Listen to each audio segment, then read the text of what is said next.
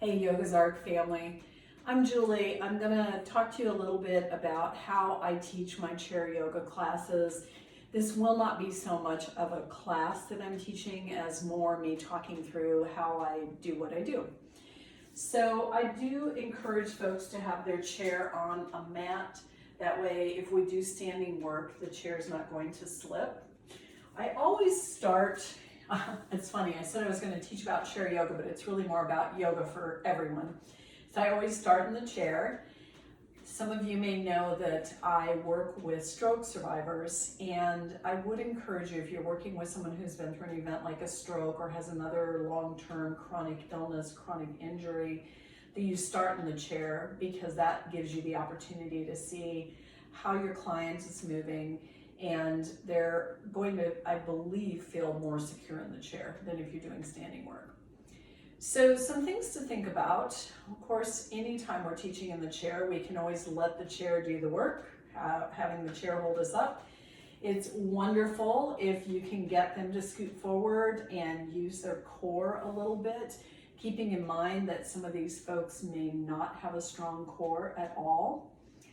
I'm going to refer a lot to stroke survivors just because they are the primary population I work with. So my stroke survivors typically cannot move one side or have very minimal movement. And I will not ask them to do things like bring their arm next to their ear. Typically on the side they're impacted by stroke, they cannot do that. So if I was encouraging folks to bring your right arm next to your ear for, let's say, a side bend, I might say maybe your arm wants to come up next to your ear, maybe your arm lifts a little bit, maybe your hand rests on your thigh. And they can be anywhere within that range, certainly. This is also good for working with folks who are older, because elderly folks often have a lot of mobility issues. Many of my stroke survivors cannot bring their hands into prayer. The hand that is impacted often has a bit of a claw-like shape to it, so I will encourage them to simply clasp their hands together and bring that to the heart. They all seem to be able to do that. When I teach a regular class, I try and get folks to put one thumb and then the other thumb on top. I do not do that with stroke survivors. I might if I was working one-on-one and I could see, can they switch? But that hand that is not able to come out of the claw is going to be a more challenging hand to work with. So having said that, all the things you would do for a spinal movement in a chair, I do with them. They love to do neck work. Their necks get tight, just like anybody's neck would. Sometimes I think maybe even more so, because that one side of the body is so impacted and tight and doesn't move as much. I would definitely do cat-cow. We can do that sitting. I do also offer that on the mat if I know the client can get up and down from the mat. So cat-cow, side bends, twist, gentle twist in the chair.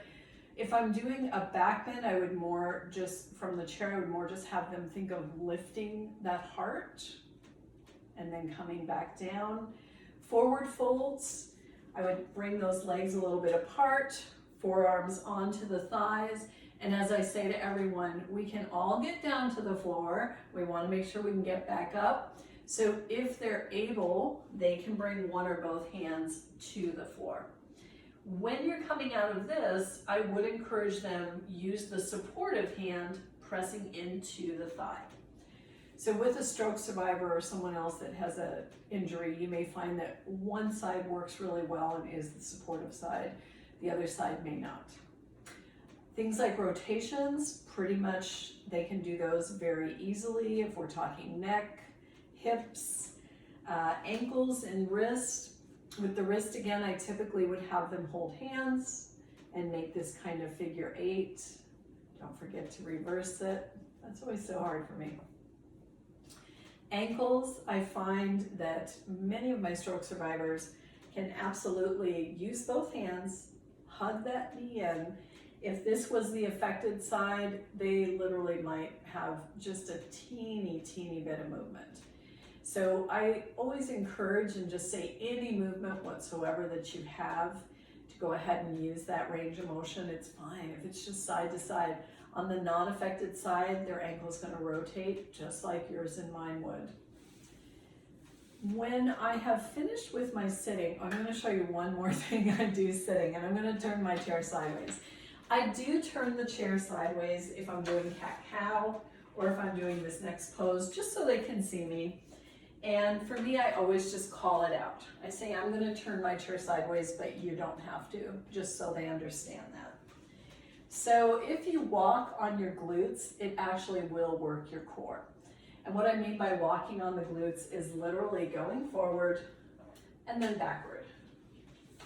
So I'll invite you to try that. You can also do it when you're sitting on the mat. I'm going to turn my chair back around.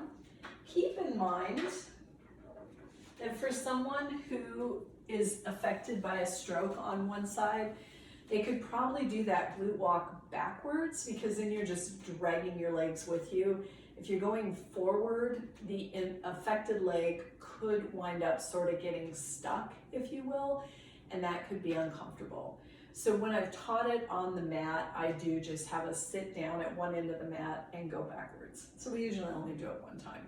But I'll encourage them and say, hey, you can do this in your hallway. Just turn backwards and walk on your glutes back. And again, try it. It's harder, I guess, than it looks. I remember as a child, my mother did that, and we all did it and just laughed. And now that I'm older, I'm like, oh, it actually does do something.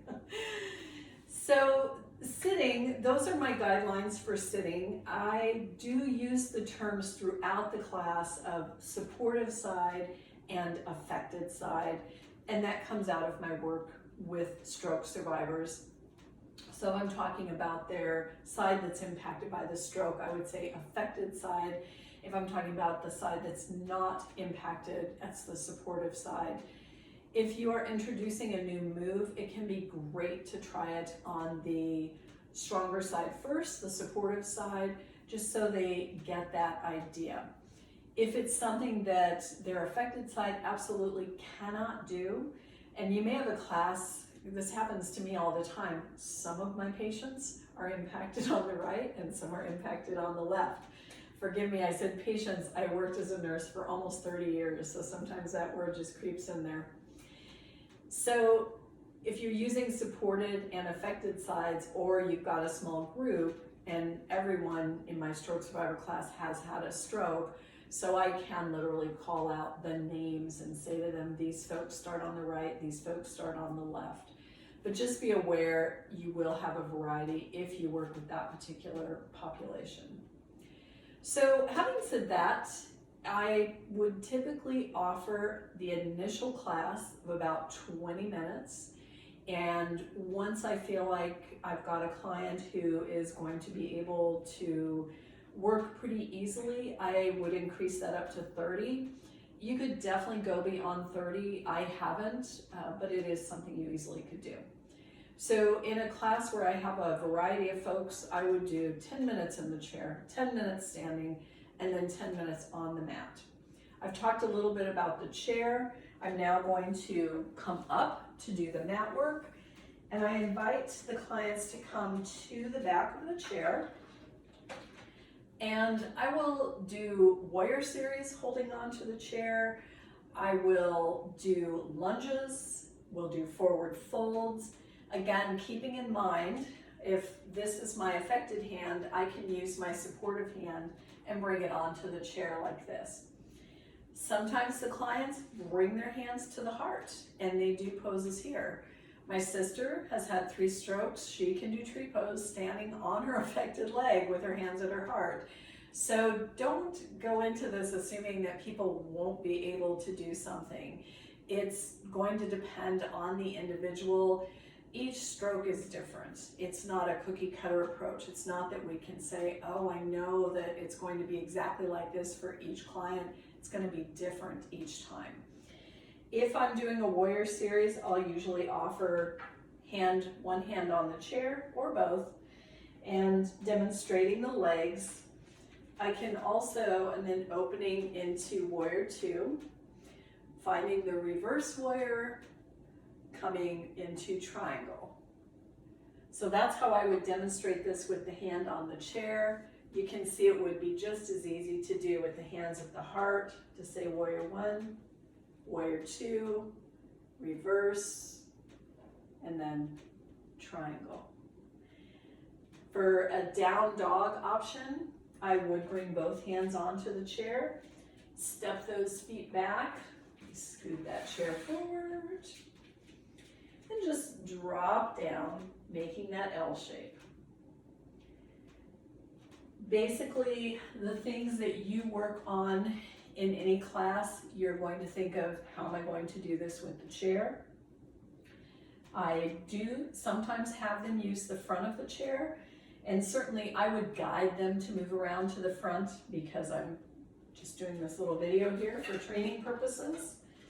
I could turn it around, and one hand, either I'm going to use my supportive hand and bring them down, or I can bring the supportive hand down, and you could find that nice little lunge right here.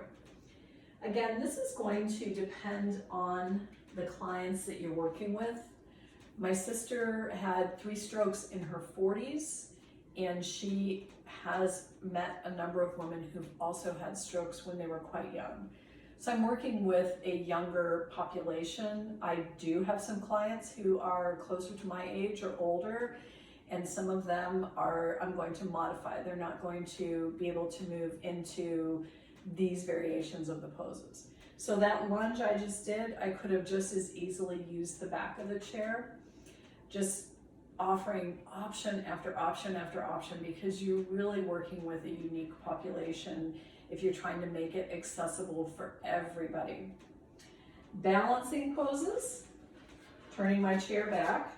And again, if I was literally teaching this class, every time I flipped my chair around, I'd be calling it out. I'm gonna turn my chair just so I don't turn my back on you. You don't have to move your chair. I say that over and over if I'm moving the chair around quite a bit. So if I was doing tree, I could have a supportive hand here. I could have both hands at the heart. For someone who's really struggling with balance, not uncommon in a stroke survivor, lift the heel, turn the leg out, work here, even place that foot on top of the standing foot.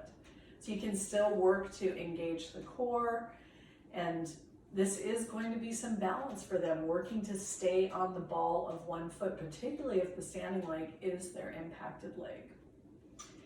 Other things I might do, holding the chair, I might lift and lower the heels. I will again call out, so for me, my heels lift equally. For someone who has had a stroke, the side that's had the stroke, the heel might lift ½ an inch. So I might do one side at a time, and then the opposite side may lift several inches. I'm going to give lots and lots of reassurance that our two sides look and feel very differently, because of course they do, right? Yours and mine look and feel differently. Of course, someone who has a chronic injury or chronic illness or has had a stroke or multiple sclerosis, all of these folks are definitely going to look and feel different side to side, and they're going to feel different day to day. They may be dealing with chronic fatigue, literally fatigue that is lifelong. So we can also do breath work. And I would have typically done that sitting down in the chair, but if I have someone, if you had a private client who's really having a rough day, I would do breath work and some very gentle movement in the chair and call it happy. I love the practice of yoga because I feel like I'll be able to do this up to my last breath because there's breath work, because there's gentle movement. So keep those very gentle poses in your mind, in your practice. You have someone who's young and doing well, even with a disability, have them stand up, do some standing work. If you're gonna have one person standing and other people staying in the chair, just be prepared to get very creative, because in a class where you're dealing with some chronic issues, you're going to have folks who do choose to stay in the chair and folks who choose to stand up. So again, 10 minutes chair, 10 minutes standing, and then if I know the client can get back up off the floor, I'll do 10 minutes on the floor. Usually when that happens, again, I would call it out. and I would step my chair right out of the way.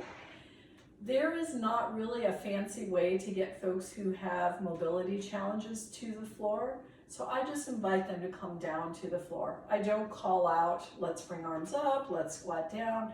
I just say we'll meet sitting. Keep in mind also, folks with mobility issues may have a brace on their leg that needs to be removed when they come to the floor. So if that's the case, I will just ask them, hey, give me the thumbs up when you're ready to go. And it can take a while. People may need to use the chair to get down and then kind of scoot the chair out of the way with their legs. People may need to remove a brace, and thumbs up. I'm used to thumbs up because many of my clients have aphasia, which means they have trouble speaking. So thumbs up is a great way to go. So we come down to the floor, and then just like you would in any class, I will offer things like Baddha Konasana. I will offer Janu Sirsasana. I might bring the legs forward and do some work with the feet. I do typically offer supportive hand on the floor, but just again, working to see, can we get some range of motion into those ankles? Can we point and flex? Knowing it's gonna look different side to side. Can we rotate, whatever that looks like? And then just shaking that out. Coming on to hands and knees, you absolutely will be able to do cat-cow with these folks. It's gonna look and feel a little different for them. So let's assume this is my affected arm, and I will encourage you, this can be quite challenging. As you're moving through poses, as you're demonstrating, because I teach these classes on Zoom, try and do it with just one arm. And this, for me, because I'm working with stroke survivors, they're all doing it with one arm. So often I will think, okay, if I just have one arm, what does that look like for me? Can give you some great insight into how to help them move. So if I'm coming into cat-cow, and again, this is my affected arm, it's not going to be weight bearing. It might just sit with the hand curled back. And I may want to encourage the client to place that other hand a little farther forward. And then you would do cat-cow just like we would do cat-cow. The arms are going to look a little different. Same thing if we're coming into Sphinx, which is a back bend I typically teach. So again, challenge yourself. How would I get from hands and knees to Sphinx? You can use that forearm. The hand's not going to really help you. So if this is my affected hand, it's not going to be symmetrical with the supportive hand. It's probably going to be back here a little bit. So again, I may encourage that elbow of the supportive arm to be a little farther forward. I also do not hold as long as I would hold in a regular class in a pose like Sphinx. I know that the bodies of these folks can be quite tight because of their muscles not having the range of motion ours do, and the tightness is a mechanism the body's going to come up with to help that individual. So just to be aware of that I will do it, for a few breaths, but I don't do it for a very long period of time. I do bring them onto their backs. They all love to do the figure 4 and to do the knees side to side. I would have the heads down. Many of them like to place a pillow underneath their head. So just to rock back and forth. Twists I tend to do very gently, just letting the legs go wide and out to one side. More than anything here, what I would like to stress is the peace of mind that being in a group where everyone is working through some sort of challenge brings these folks. So when I have an entire class of folks that have survived a stroke, nobody has to feel odd because they have one arm that doesn't move or because it's hard for them to speak, because everyone in the class has something going on. I say this because the gift of yoga is so important for these populations that have different range of motion or that are struggling with a chronic illness. It gives them a place to be present, a place where you're holding space and creating this healing environment for them. If you're ever stuck and you just think, oh my gosh, this person's really struggling, it's breath work. You're gonna do breath work. And I can invite people to come to my class, and as we move from chair to standing to floor, if they want to stay in the chair, I can give them some breath work to do. And I can also call out some smaller movements that they can do, some gentler movements. So be aware of that. Gentle movement, breath work, and holding space, creating a space for folks. Everyone wants to feel included and feel welcome. And I look at my stroke survivors and I think, wow, it would take a lot of courage to walk into a yoga studio and hope that the teacher who was there understood how to manage this particular situation. With that, thank you so much. I hope this was helpful. If you are listening to this and you are part of the Yoga's Arc family, which I'm assuming you will be, reach out if you have any questions. I'm happy to help. I am passionate about helping bring yoga to every person on this planet who needs it. Thank you, friends.